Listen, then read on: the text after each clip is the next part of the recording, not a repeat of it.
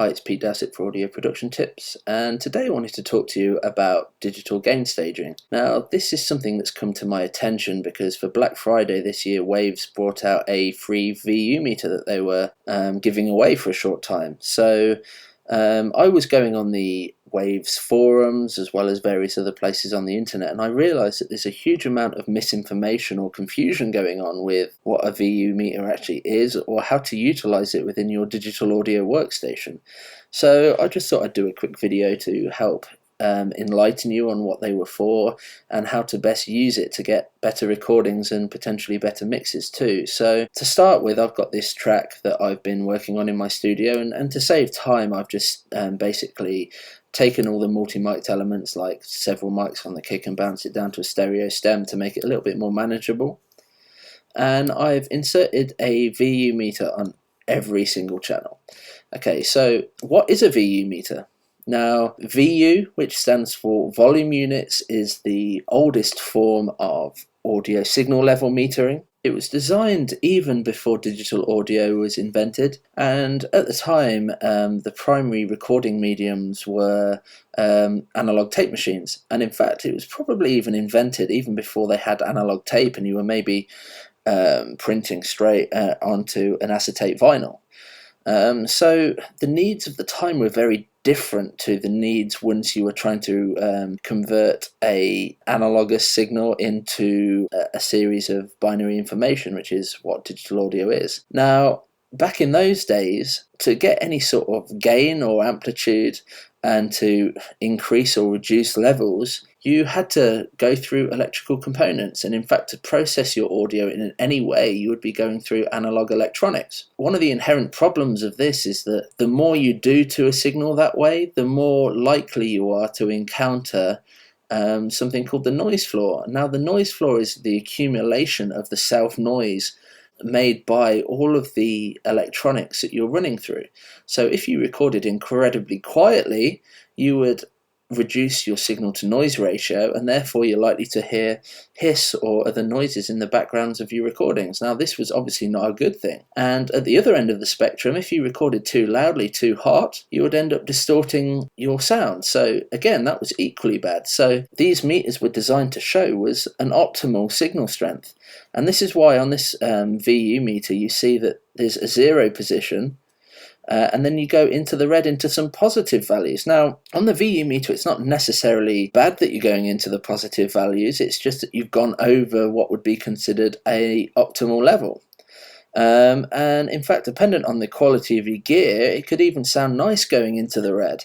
And the more expensive and higher quality the gear was, the more likely it was to distort in a really nice musical way that could be considered even richer or even warmer or even better by some people. So the first thing I want to talk about is that when you had to capture things in the digital domain, needed to be more careful is that you didn't have so much of a problem in the low end with noise, because once it's been converted to binary information, to zeros and ones, you can do lots of mathematical things to process that without reducing the signal to noise ratio, without hurting or potentially making hiss become audible in your recordings. But on the other side, if you ran things too hot and started to peak, that could be extremely detrimental and almost immediately. So you know, this sort of diagram is a fairly good way to illustrate this. So in the analog domain, what used to happen is that as you sort of overdrove the signal past its normal operating limits,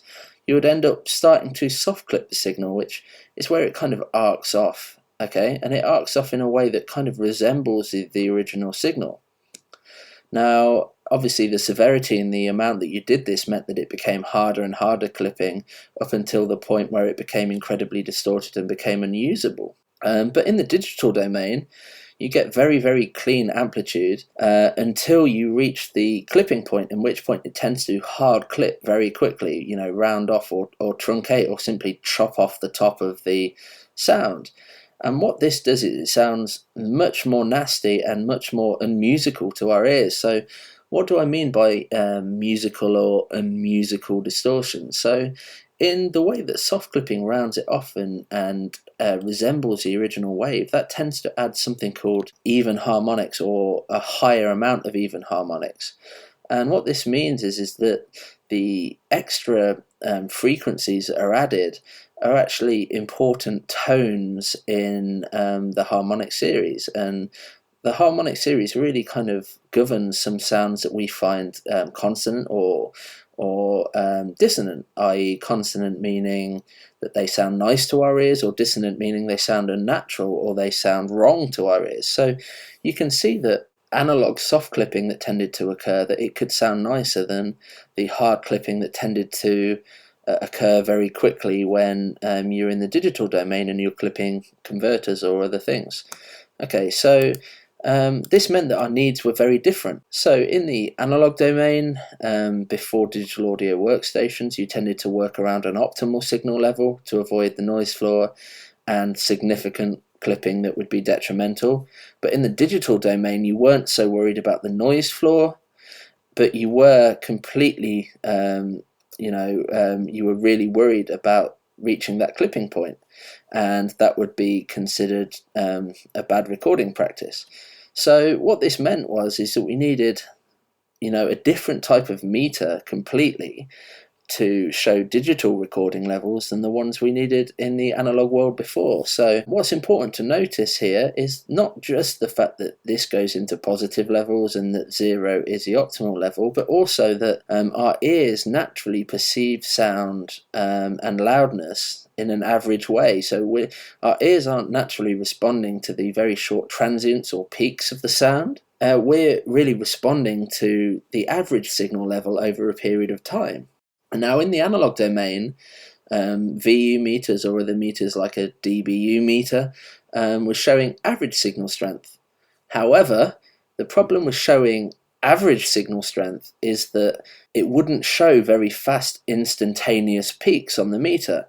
And as we've kind of just discussed, that in the digital domain, with it truncating and chopping off the top of the wave potentially, we need to be able to see those instantaneous peaks. So the DBFS meters that you see in most DAWs are just that, they're a peak meter, and full-scale DBFS means that they are working from the premise that the 0 position is the maximum signal level permitted before you enter into distortion.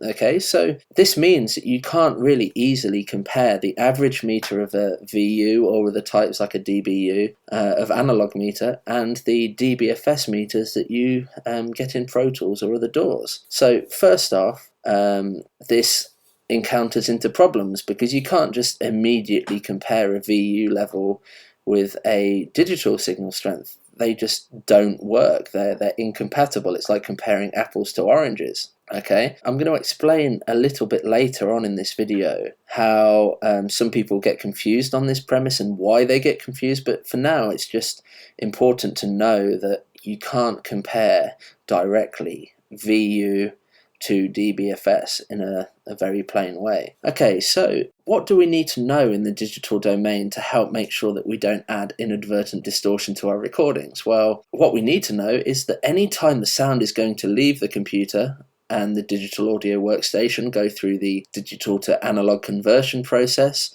if we're clipping the signal level at that point, it's likely to add significant audible distortion. So any stage before we leave the computer, we need to have turned down the signal level to a safe space so that we're not potentially deforming the signal. Okay, and what else do we need to know is we need to know the version of the DAW that we're using. So I'm using Pro Tools today, so I know that in Pro Tools 12 it has a internal engine in it that basically is how it runs any audio processing that is unable to clip on an individual channel. So it's basically built with enough headroom that even when an individual channel appears like it's distorting, it's not actually. And as long as we safely turn down the signal level before it leaves the computer, it's okay.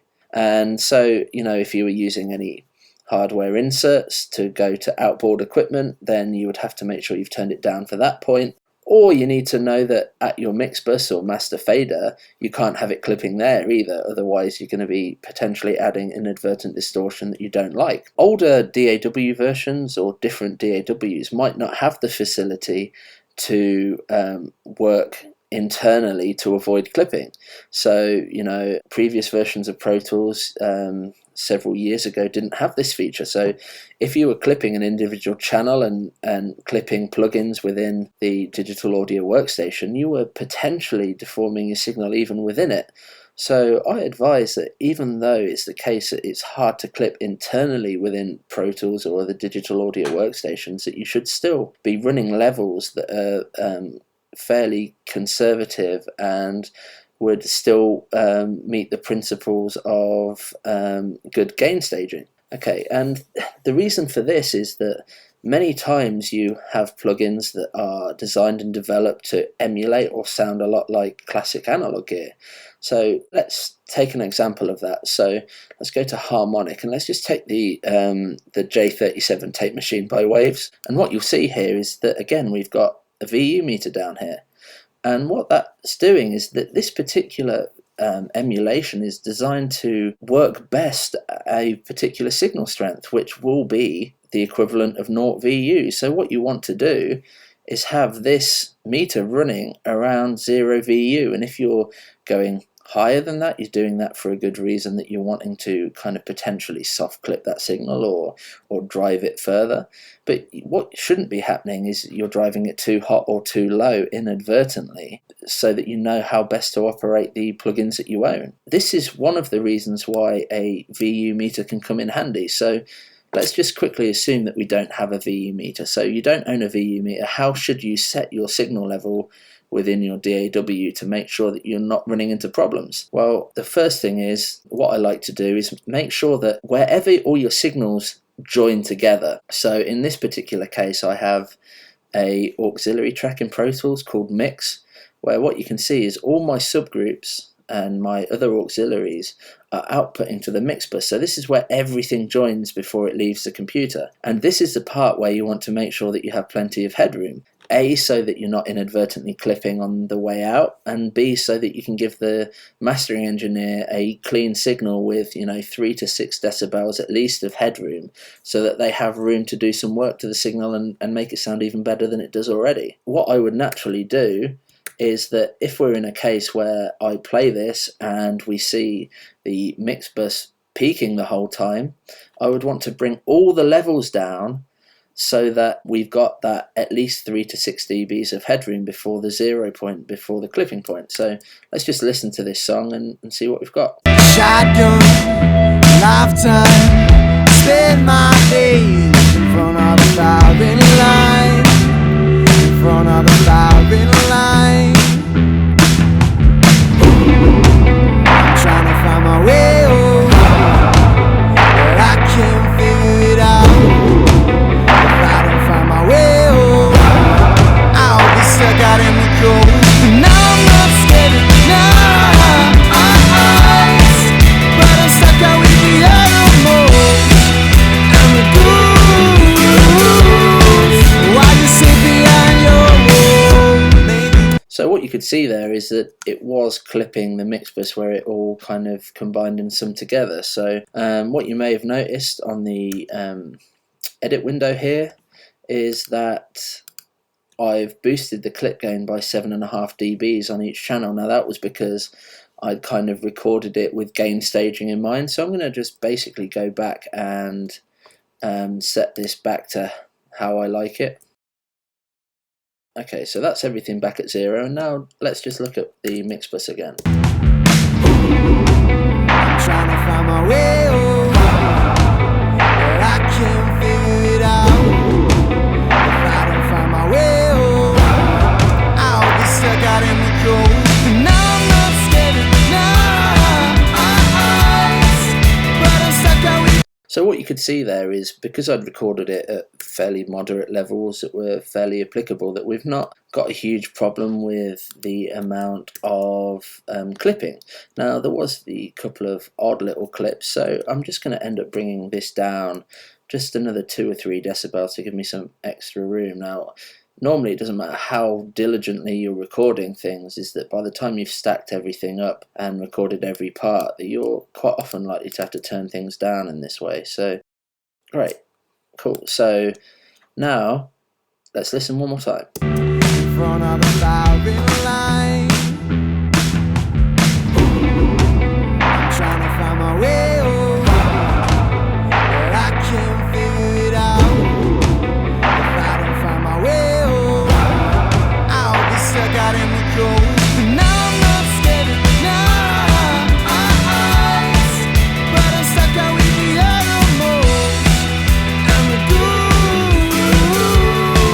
Why you sit behind your wall? Maybe I get out, take my beacons from afar. So what you notice there, that we were peaking on the mix bus at a much more conservative level, which would be better going forward to avoiding any unnecessary or unexpected artifacts or distortion. So now let's look at the VU meter. Now you might extrapolate from this is that 0 is the optimal point. So what we should be doing is going through and setting every single track that we're working on to 0 VU, and therefore we should end up with a mix with headroom. But unfortunately that's not the case, and I'll explain why in a little bit. So first, what I'm going to do is add a trim plugin to all of these channels, and I'm going to set all these drum channels so that they're reading approximately 0 on the VU meter, and you can see what then will happen to the mix bus.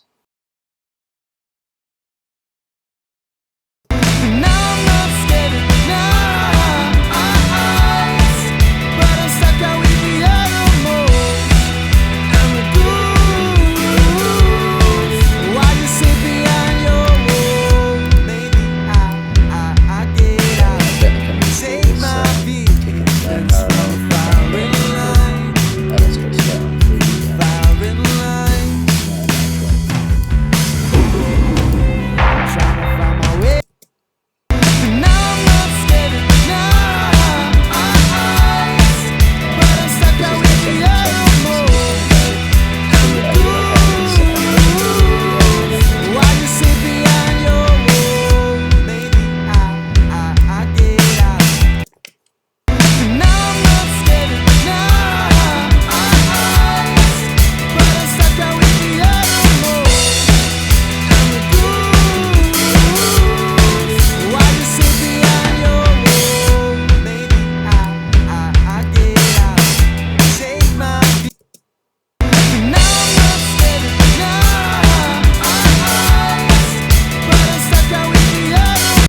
Okay, so as you can see, some of these I couldn't even get to hit 0 on the VU meter, and what you can see is that the drum bus is peaking massively. I wonder what's happening to the mix bus. Now I'm not scared of the night. Okay, so that's peaking massively too. So if you're meant to set the 0 point for optimal signal strength, why is this doing this? Well, there are a couple of reasons. One is that this is an averaging meter, and many of the sounds we've got on a drum kit here are particularly transient heavy sounds, meaning they have a sharp onset of sound and they decay fairly quickly. So with a meter like the VU meter that has a ballistics of 300 milliseconds, it's likely to be dying out significantly before it's registering on the meter, which is why we're seeing all this peak energy building up and it not registering so much on the VU. So that's interesting fact one. And interesting fact two is that whereas we're more concerned with peak energy in the digital audio workstation to avoid distortion, we were more interested in sustained energy in the analog world so that we avoided the noise floor and worked at a loudness level that was more similar to how we perceive loudness ourselves. So when you used to record to tape machines, you used to record fairly hot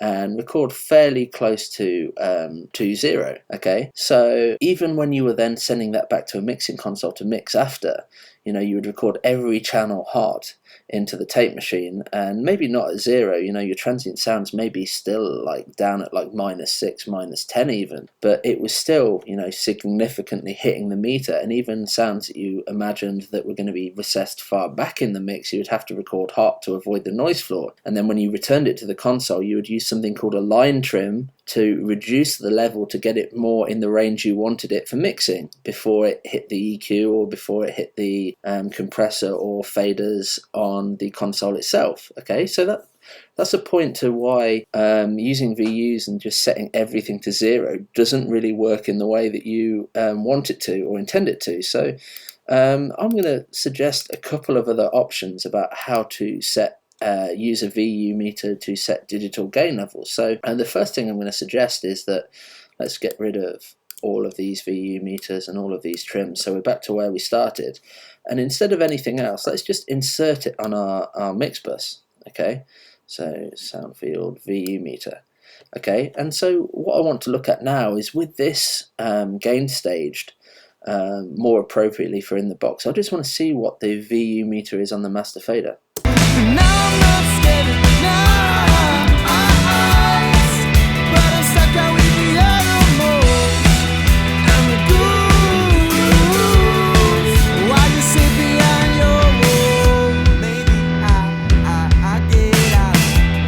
Okay, you see that? So a lot of the time we were actually bouncing around 0, and what we weren't seeing a lot of are times that we were peaking this meter or pinning it, as it's sometimes known. So we've got a peak light here, but when it was hitting 3, if it was constantly just hitting against that 3, it would be called pegging or pinning the meter. And this doesn't necessarily mean that it's distorting, but it means that you're running quite hot. But this little bouncing somewhere near 0, sometimes +1, sometimes +2, means we're actually pretty good levels. So just using your VU and set in its default state in the Waves VU meter is a good way to see if your overall volume levels are good, and this is a good way of predicting whether your overall mix is going to be clipping, and you can kind of see the bounce of the music happening through that a little bit more accurately than you can with a peak meter. Let's just look at that again.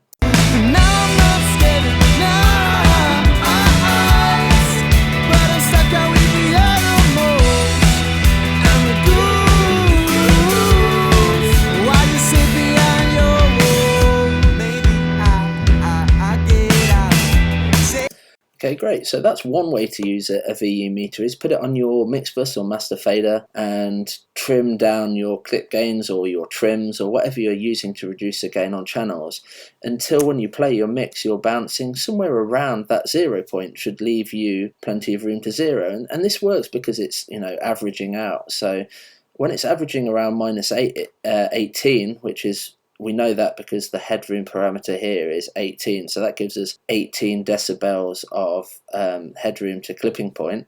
And what that means is that our average level is somewhere around here, but that's this meter is showing peak energy. So we see it much higher, but actually how our ears are perceiving the volume level seems to more align in that. Okay, so another way that you can kind of use a VU meter to help with your gain staging is to use it as a reference for your low end. Okay, and so what I'm going to do here is I'm going to put it on my bass bus. And so what I'm going to do is I'm going to turn my bass guitar up or down until it's roughly getting at 0.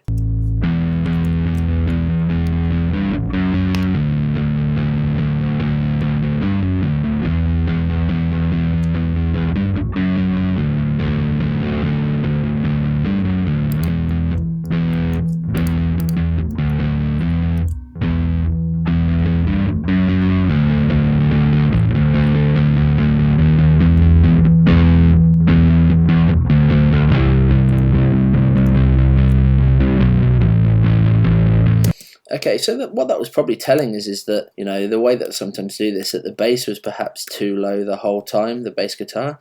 Now what I'm going to do is I'm going to go to my kicks, and now what I'm trying to do here is I'm going to try and give it a value on the VU meter of -6 decibels lower than the 0. But what you're going to hear by doing this is, because they're both averaging meters and the kick is responding less heavily to the VU meter, is that as the kick hits, it's going to be louder in volume than the bass guitar, but it's going to quickly recess under the bass guitar. So you're going to get a nice movement where the kick comes out forward and then recesses back, allowing us to hear the sustain of the kick drums. So let's see what's happening.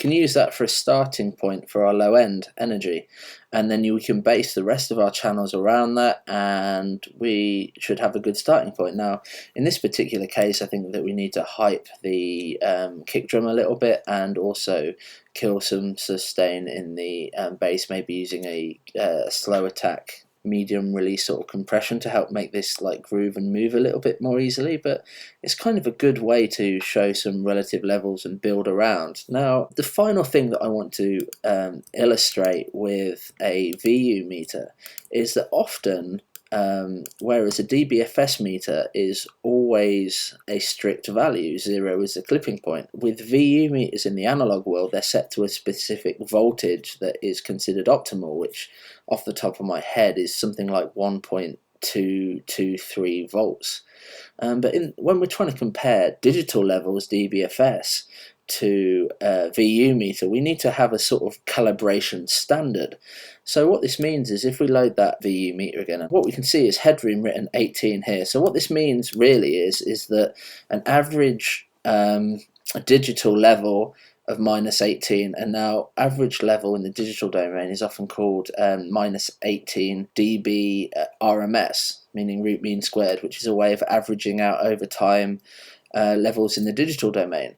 So what we now know is that minus 18 is average is equivalent to 0 on the VU meter. So we've got 18 dBs of headroom to our kind of clipping point in an average perspective. Now, how do people calibrate this? Well, with the dBFS meter typically being a peak meter and the VU being an average meter, it's very difficult to calibrate that. So what people do is they use a sine wave, which is a continuous test tone at 1 kilohertz. So a sine wave only contains one frequency, so we're sitting at 1 kilohertz. With it being minus 18 and continuous, if it only contains one frequency, it's completely continuous. It means that our peak level and our average level are actually going to be identical. It's basically the only time that this happens. So theoretically, if this is calibrated correctly, if I put a signal generator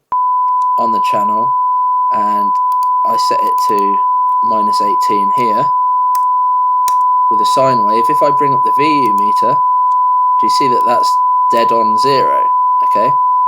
Now, what this means is that every time we're calibrating levels in our digital domain, is that it's based around this test tone and this signal strength. So it's not good to consider that minus 18 dB FS, i.e. peak, equals 0 VU, as you might read in many manuals.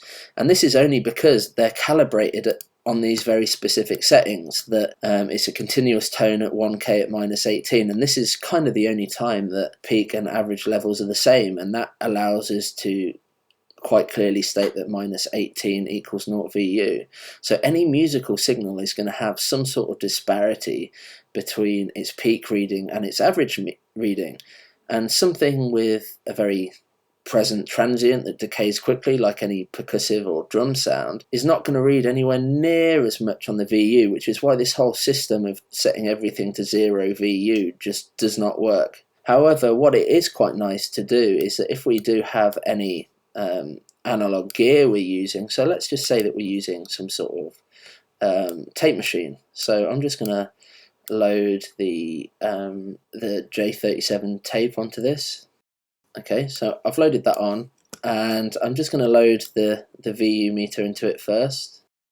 Okay, and so what we could do to run this at the optimal level that we're expecting is we could run into the tape machine at 0 VU, but then duck the level back down afterwards to try and just massage out and run things quite hot, which is what you would typically do on a tape machine, is run things fairly hot so that you avoided the noise floor, and this will give kind of some of the coloration of the tape machine itself. So let's just quickly do that. So again,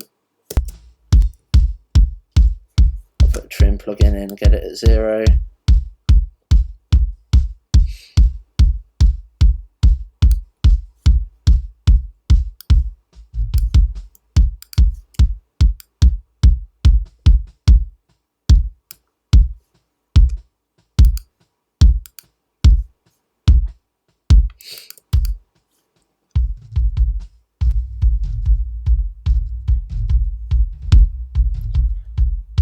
Okay, so there you have it. We have a fair amount of colour added to the kick drum through that J37 by using the VU meter as a guide. Okay, let me just turn that on and off.